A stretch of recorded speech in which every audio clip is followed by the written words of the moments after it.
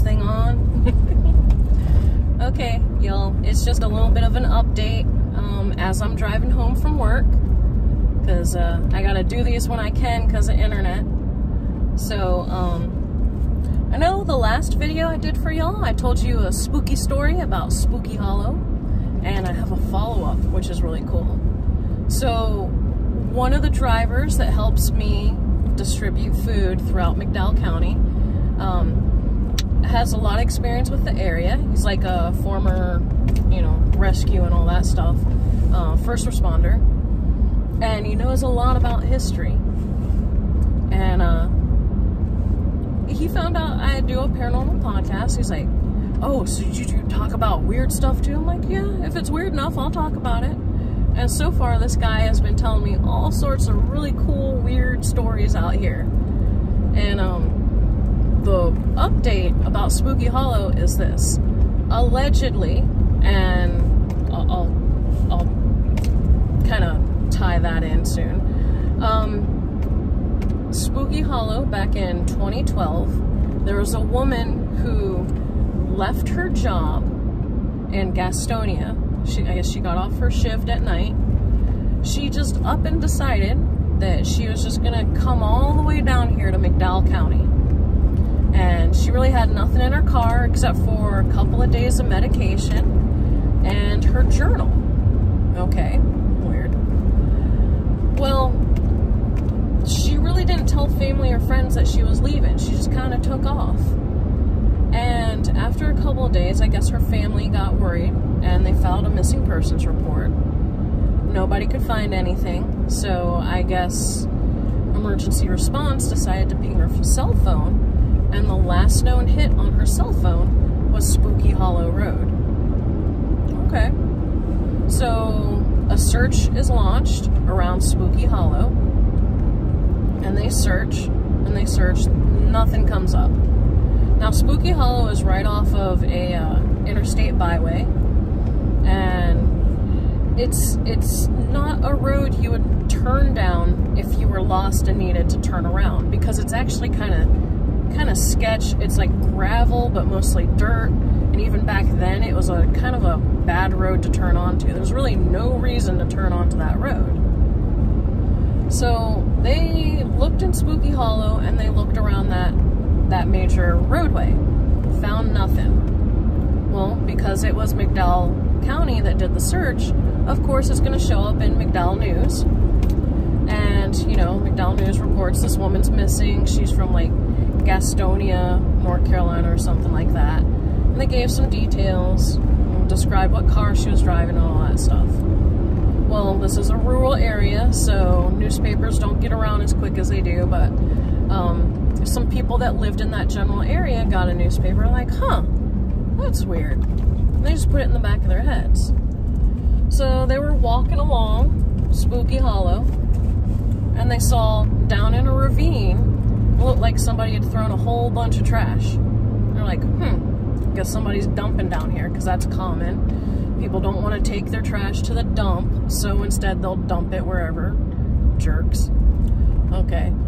So they really didn't think nothing of it. About a few days go by, same people walk past there, and the amount of trash, or what they thought was trash, hadn't changed, but a smell had. Apparently it smelled bad.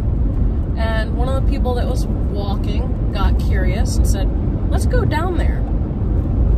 Well, it was kind of a steep ravine, so only one of them could really make it down there. And they're like, holy crap, it's a car.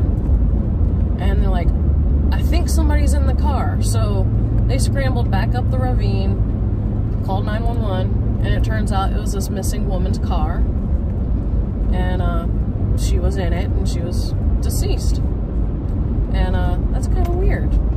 The thing what's weird to me is the people who noticed the trash kind of waited a while.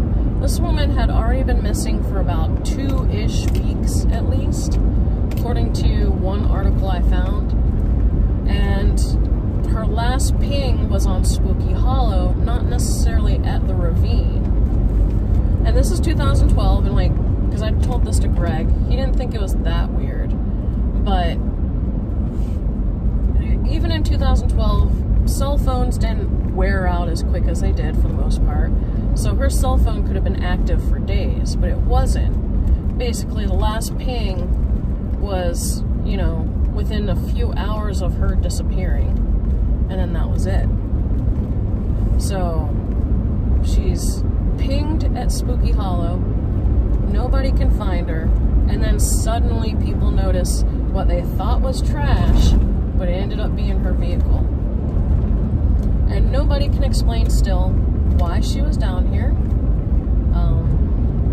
They believe she died in the crash. The thing is, I don't believe an autopsy was performed. However, I kind of feel it speaks to that whole phenomenon out here in Western North Carolina where people just disappear and they're either never heard from again or you don't understand their last motivations and how they ended up dead. Now, I know that happens in a lot of small towns, small areas, but for me, it's just weird that some of the cases I've looked at, these people kind of come from out of town and just don't make it. And for some reason, no autopsy was performed. I couldn't find in any of the articles what was in her journal. I still don't know if she was meeting somebody down here, or maybe, I mean, even in 2012, did she open Google Maps or MapQuest and go, hey, there's a road called Spooky Hollow. Let me go find it, even though I live kind of far away. Who knows? But I thought it was weird. So, I did want to let everybody know, I'm mailing your packages off tomorrow. I'm so sorry, John. But, I just got really caught up. Today's been a very long day. Technically, I've fed over 100 households today, helping in this nonprofit, because this pandemic ain't over with, and more people are getting affected. It really kind of sucks, and it's a little scary. So I hope everybody else is staying safe, staying healthy, social distancing. I have to wear a mask, like, all the time. Whether you believe the mask stuff or not, you know, if you interact with the public, it might be a good idea to mask up and wash your hands.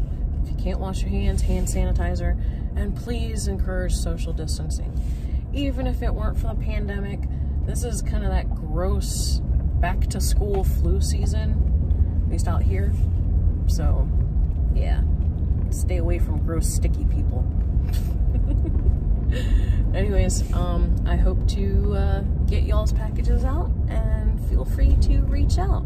So thanks for tuning in to me while I'm driving, because it's a long drive.